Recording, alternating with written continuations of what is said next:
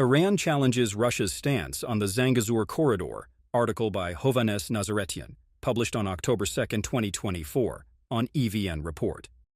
Remarks made by Russia's Foreign Minister Sergei Lavrov in Baku on August 19 triggered a wave of heated reactions from Iran, underscoring the conflicting views Moscow and Tehran hold on a key regional issue. Lavrov, who accompanied President Putin's delegation, accused Armenia's leadership of sabotaging the November 2020 trilateral statement signed by the leaders of Armenia, Azerbaijan, and Russia that ended the 44-day war in Nagorno-Karabakh, Artsakh. It calls for the unblocking of all economic and transport connections in the region, but the clause made a specific reference to transport links between Azerbaijan and its Nakhchivan exclave via Armenian territory, and provided for a direct Russian role. Baku has long controversially labeled this the Zangezur corridor, using an alternative name for Armenia's southern province of Shunak, through which Baku advocates for road and rail routes to pass. Although Iran has long been vocal on this issue, Lavrov's remarks caused an unprecedented uproar. The state-run Tehran Times claimed that it is the first instance in which Moscow has clearly articulated its stance on the issue, noting that it surprised many observers who did not anticipate Russia would overlook Iran's position. Fury in Tehran. The outpouring of Iranian criticism of Moscow began on September 2nd, when Iran's foreign ministry summoned Russia's ambassador in Tehran. In a statement, Iran's foreign ministry said Ambassador Alexei Dadov met with Mojtaba Demirchulu, the assistant to Iran's foreign minister and director general of Eurasia, who mentioned that respect for national sovereignty, territorial integrity, and mutual interests of countries is the guarantee for lasting peace and the foundation for regional cooperation in the Caucasus.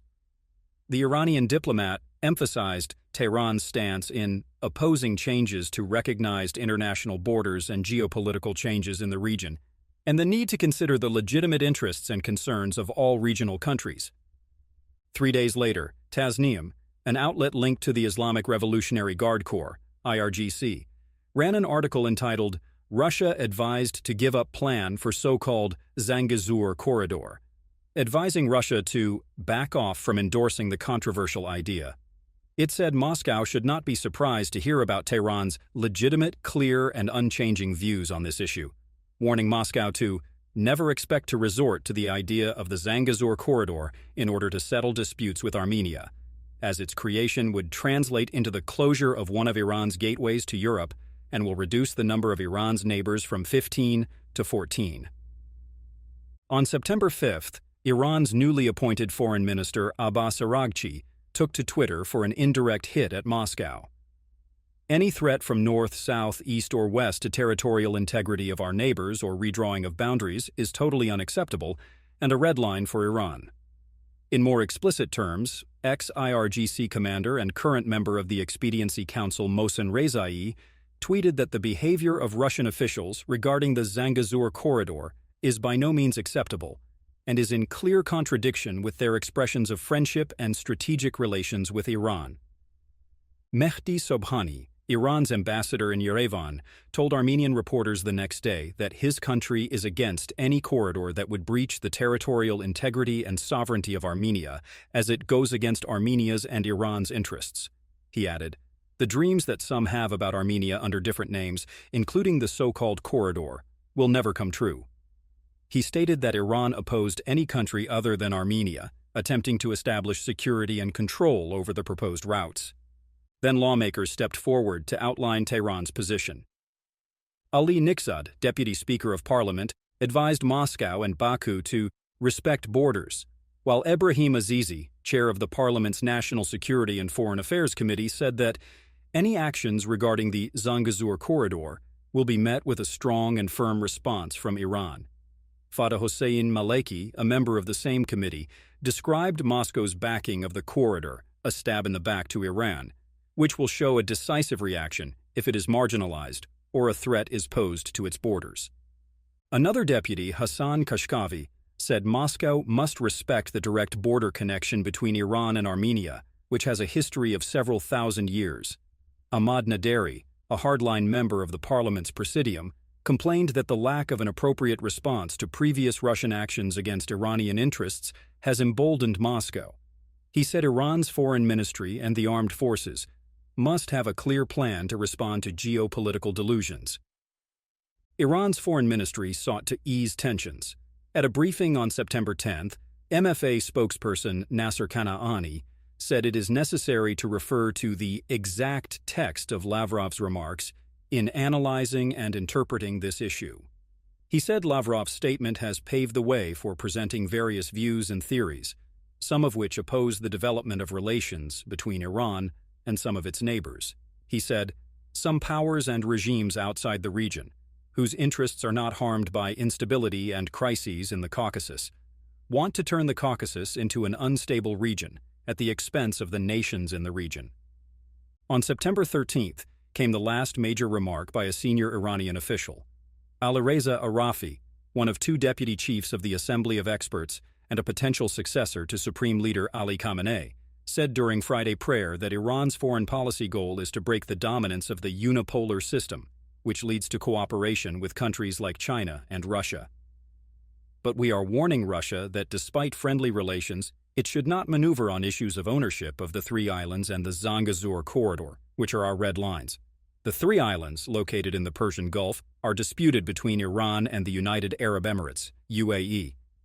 Yerevan welcomes Iran's position.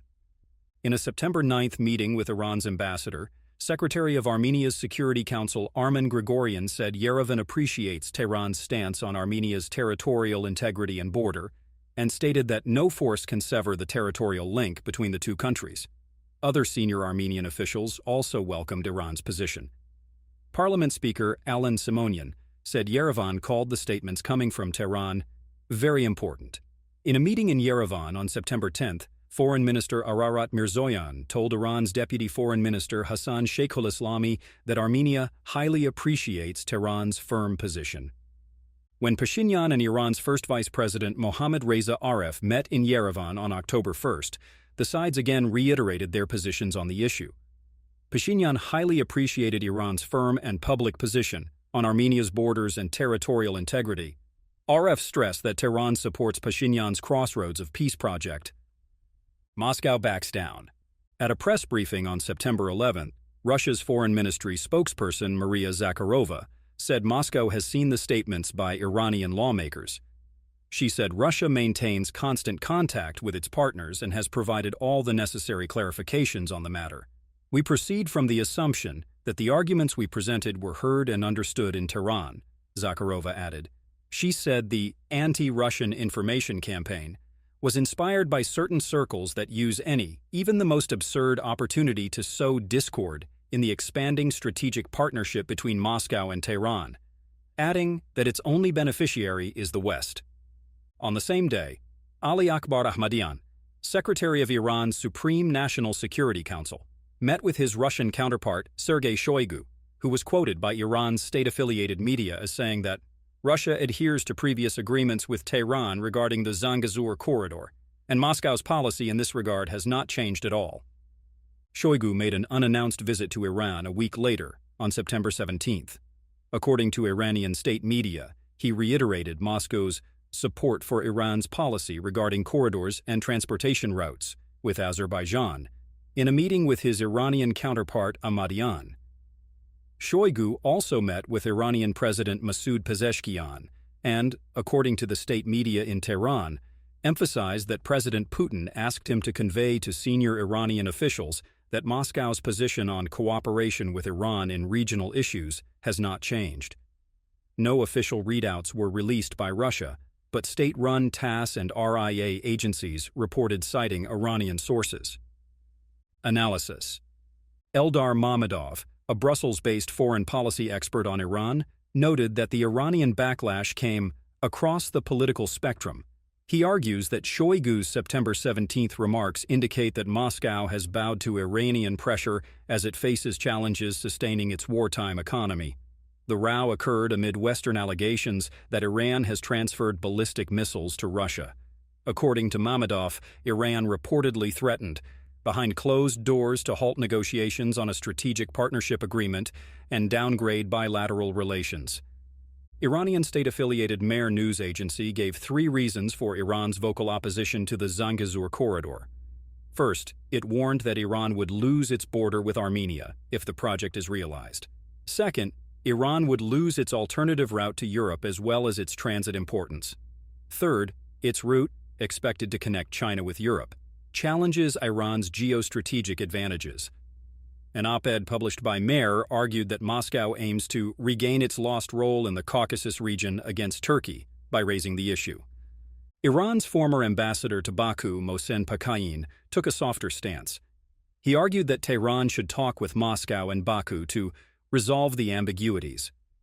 He suggested that Lavrov's remarks appeared to be more like pressure on Armenia for its pro-Western stance, and called Moscow's stance a political one, rather than a stance with actual potential for implementation. The Iranian conservative newspaper Etalat accused Russia of turning its back on Iran. It interviewed Ali Bigdeli, who argued that Moscow separates its interests from those of Tehran in critical situations. He warned that a route that has been of great importance to us since ancient times is now slipping out of our hands. The Iranian state-run Tehran Times quoted Hossein Salar Saifoddini, an analyst of the Caucasus, as saying, "I think Iranians will